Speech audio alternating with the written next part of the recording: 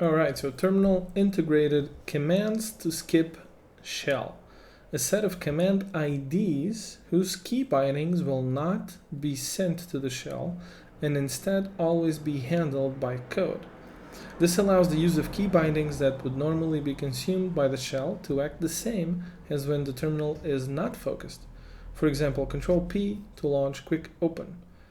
Default skipped commands: editor, action, toggle, tab, focus mode, workbench action debug continue, workbench action debug pause, and workbench action debug restart.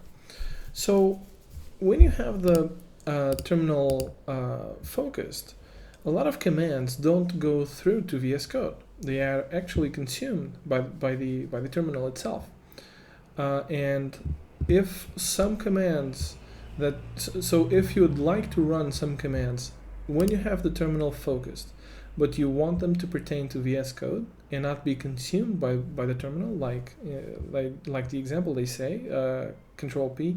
I guess Control P is only for Windows though, because on Mac OS you can have the terminal focused, and I actually use Command P.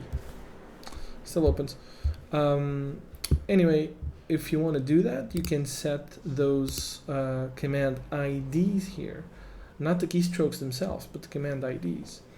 And VS Code will make those key presses bypass the terminal, and VS Code will do whatever it needs to do with your key bindings.